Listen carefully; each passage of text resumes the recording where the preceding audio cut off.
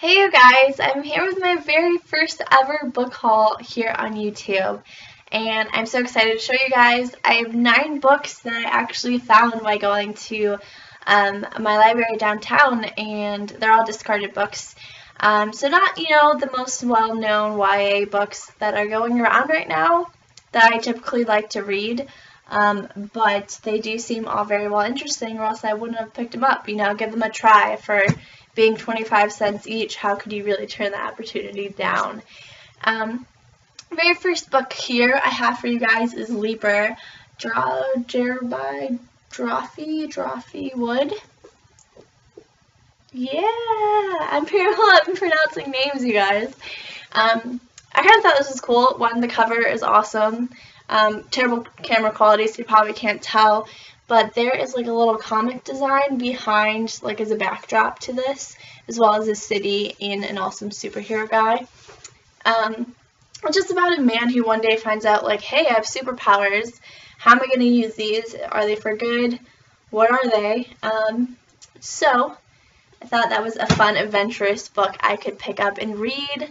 The very next it's too late. I can't pronounce my words correctly. Next book I have here is a book called Whatever by Heather Woodbury.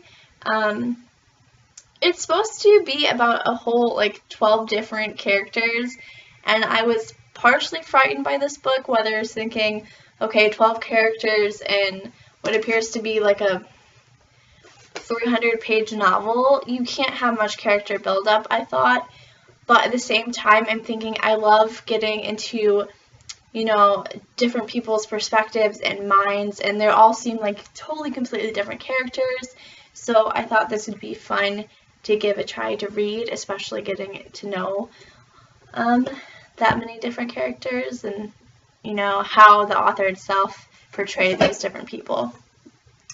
The next book is called The News Where You Are by Catherine O'Flynn.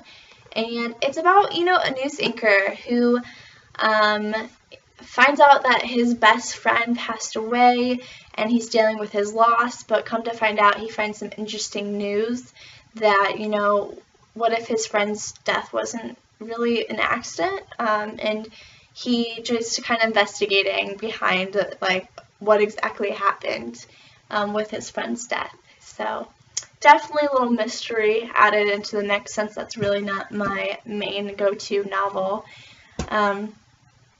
Next, I found a book that is, completely opposite from that, and it's called Happiness Sold Separately by Libby Street. I love the cover, you guys. It's, very 50s retro, and that's what I loved about it. It's about a girl who is in her 20s, and she's just having a fun time living in New York. She has a job that she enjoys. She has her friends, but she also is after, or most interested in, a man who was already taken. But it's just, I love city atmospheres and anything that deals with cities. I'm like, ooh, give me. I love it. If you didn't notice, you guys, I have a Chicago skyline photo behind me, poster. It's even laminated. I want to live there one day. I love the atmosphere of it. Can't get enough of that kind of place.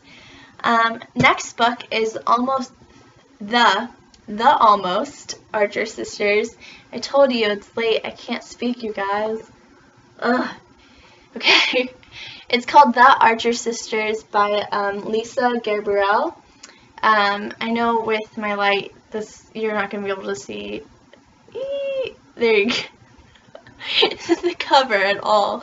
But basically it's about 2 completely opposite sisters. They went in 2 different routes in their lives. One of them is a mom and has children and got married and is settled down in a small town. And then, another lives in a big city and, has an amazing career with, a dating life that, her sister can barely keep up with the man she's currently dating. And it's just, about their relationship and how different, even though they are, and whatnot. That's that book. This next one is called Downtown Owl. Honestly, I think its cover is really awesome. It's just a street, but they decided to show it's vertical instead of horizontal. And it's about this town that's just like a very sleepy town. It's very behind in trends such as like what the music, what the music is. They have very strong basic morals and ideas and laws that do exist in society, just not in theirs. And it's about a boy's perspective that lives in that town, and just his life experience and whether he'll get out of the town or not, or who the people he meets. So, me coming from a small town, I can completely relate. No, it's not the same at all. I'm keeping up with the latest music trends. Okay, this next book is called Splintering, and it's by Erin Corrigan. Honestly, it was reading the very first paragraph inside of this book, in the synopsis part, that hooked me, and I instantly was like, I'm getting this no matter what. So I think I'll just read that to you guys so you guys can get the gist of what it's about, and that's all you need to know. Okay. It's about the aftermath. It's about what happens after a stranger breaks into a house and attacks the family. It's about the sisters who must barricade themselves with their mother behind a splintering door while teetering on the phone to 911. It's about the father who nearly dies. It's about the son who hides in the basement. It's about the days, the weeks, the months after. And then it goes on and talks more about the story. But that in itself, I was like, okay, I need to get that book. So now I have it. Yay! Second to last is a book called Vanilla Bright Like M&M, and it's by Michael Faber. This is actually a bunch of stories, and it's about 16 different individual stories, and they all seemed very, just about turning points in their lives. And like I just said earlier, with a book with 12 different characters, I am so interested in reading from people's different perspectives. And this being 16 different people, I was very intrigued, especially with it being so small. Like, whatever they had said individually had to make an impact. So I definitely wanted to read what they had to say, or what he had them say, essentially. The very last book I got was a book called How the Dead Live by Will Self.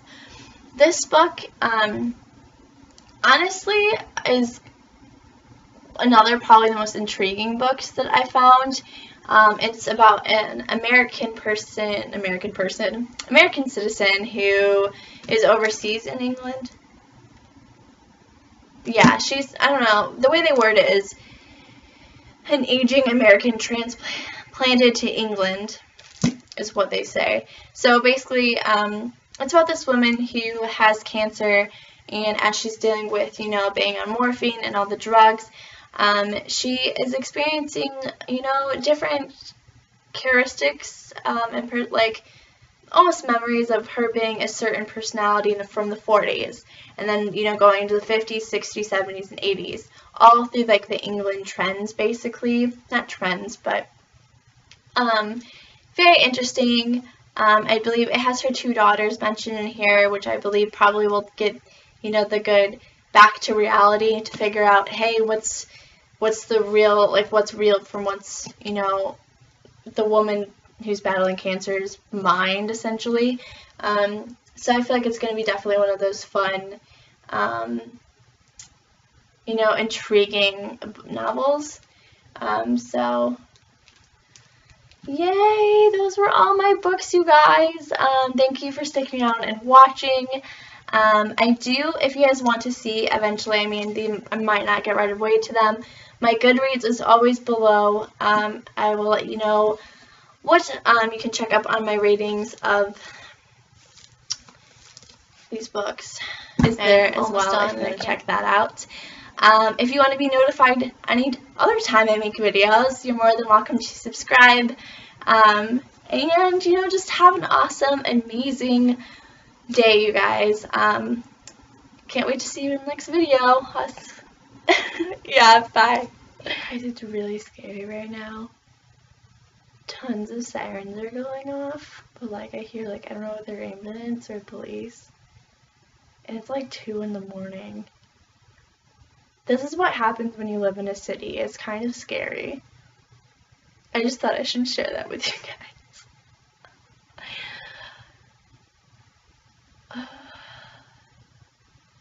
I just want to lock my door. Like how some reason that's gonna keep me safe. Bye, you guys.